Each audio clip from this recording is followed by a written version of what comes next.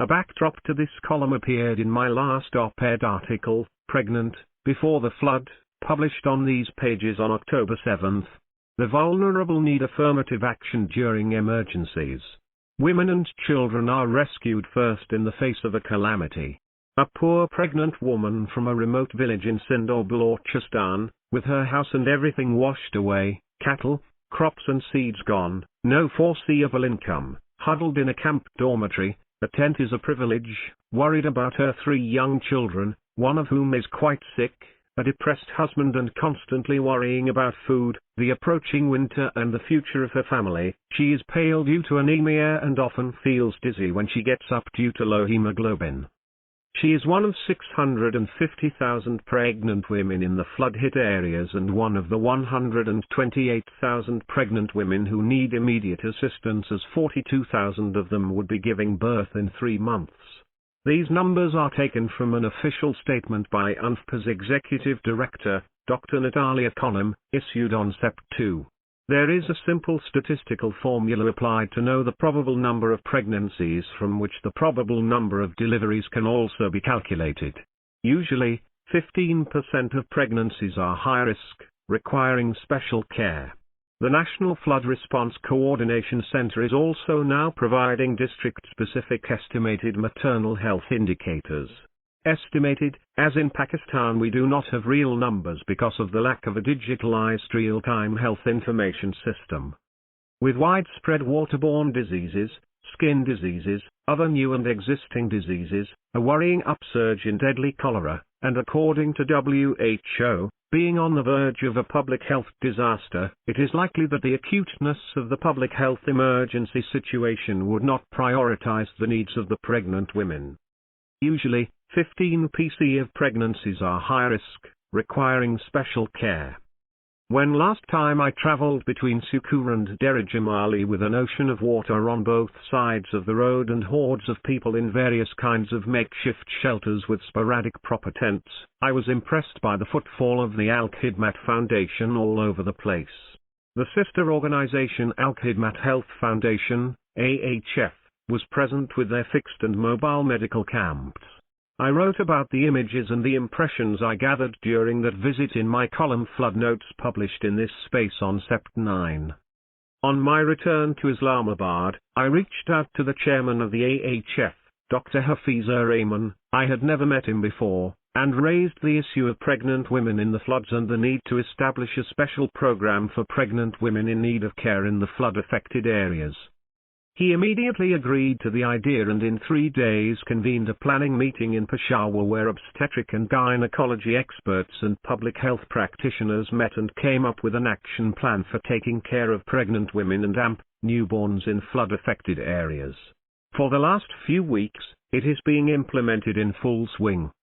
The salient features of the action plan include identification and registration of pregnant women in 7 districts of Sindh and 3 districts of Balochistan, to begin with, determination of their stage of pregnancy and ensuring timely remaining antenatal visits in accordance with WHO recommendations, the supply of iron and folic acid, planning the births at the facility, special planning of high-risk pregnancies, arrangements with public and private hospitals in nearby cities in the case of caesarean delivery, perinatal care, provision of various kits at different stages of pregnancy and delivery.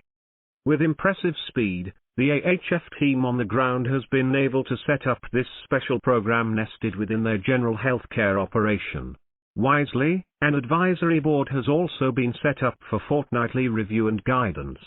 A few development and academic partners have joined in the effort. Early in the discussions, an important issue was raised by Dr. Sadia Malik, an accomplished and committed obstetrician and gynecologist currently based in the UAE, and part of the advisory board of this initiative.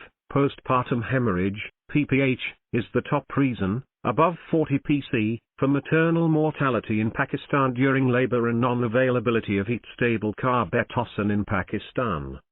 The current standard medicine used for preventing PPH is oxytocin injection, and it requires strict cold chain maintenance between 2 degrees Celsius to 8 C. If it is not kept refrigerated, it loses its efficacy.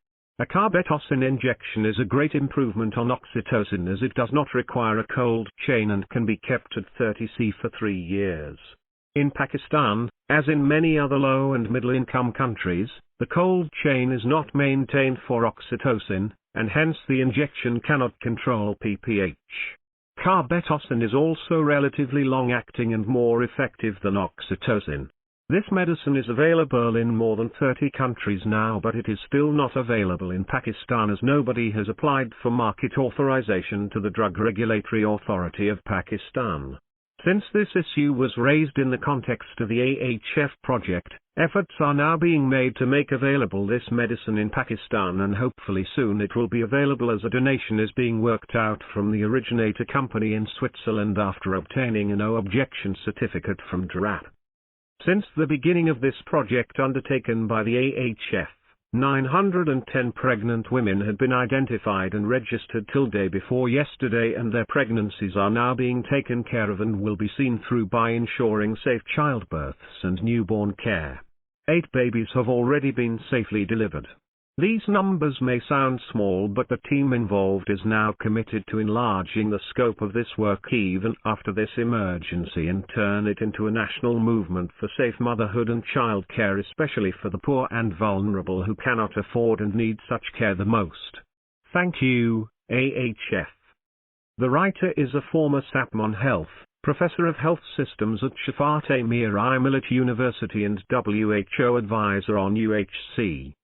zephyr@gmail.com. Published in Dawn, October 21, 2022.